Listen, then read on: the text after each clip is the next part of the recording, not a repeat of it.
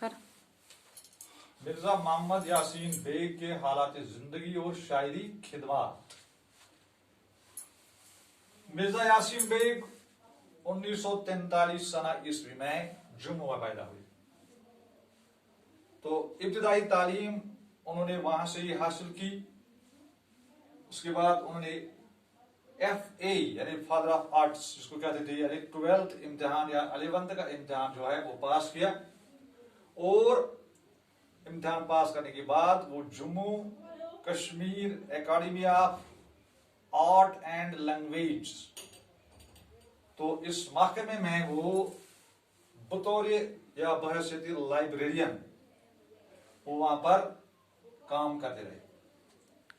اس کے بعد انہوں نے علی گڑھ سے گریجویشن کرنے کے بعد ریاست کے مختلف محکموں میں انہوں نے کام کیا۔ ان کا ذہن چونکہ سلجھا ہوا ہے اور فکر کی گہرائی سے اس کے کلام میں شدت پیدا ہو گئی ہے، یعنی اس کا مطلب ہے کہ جو مرزا یاسین بیگ ہے وہ ابھی حیات ہے۔ اب ان کی شاعری خدمات، ان کا آغاز جو ہے، ان کی شاعری کا آغاز جو ہے وہ کالج کے زمانے سے ہی شروع ہوا۔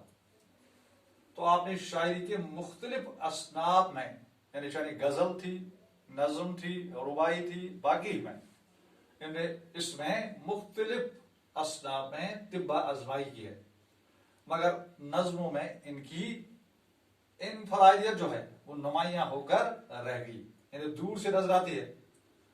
تو آپ کی نظموں میں جو ان کا موضوع ہوا کرتا تھا وہ عشق و محبت ہوا کرتا تھا، اور ان کی نظموں میں جو عصری مسائل ہے، زمانے کے ساتھ ساتھ جو مسائل پیدا ہوتے ہیں ان کی بھرپور ترجمانی ملتی ہے۔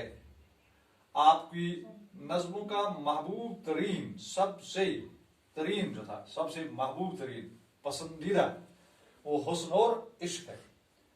تو آپ کی جو ان کی غزلیں ہیں، انہوں نے غزلیں بھی کہی ہیں، نظمیں بھی کہی ہیں، تو ان کی غزلوں کا پہلا مجموعہ شاخ کے صنوبر کے تلے 1962 سنہ عیسوی میں شائع ہوا، اور دوسرا مجموعہ جو ہے وہ نظموں پر مشتمل ہے جو دوہری شوب کے نام سے 1991 سنہ عیسوی میں منظر عام پر آیا۔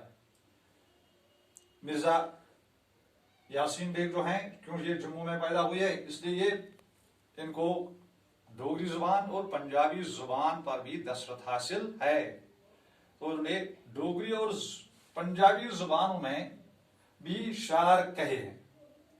تو ڈوگری زبان میں ان کی ایک طویل نظم ہے جس کا نام ہے شبد امرت، شبد امرت، یہ بھی شائع ہو چکی ہے۔ تو یہ تھا حالات زندگی اور شاعری خدمات مرزا یاسین بیگ کی۔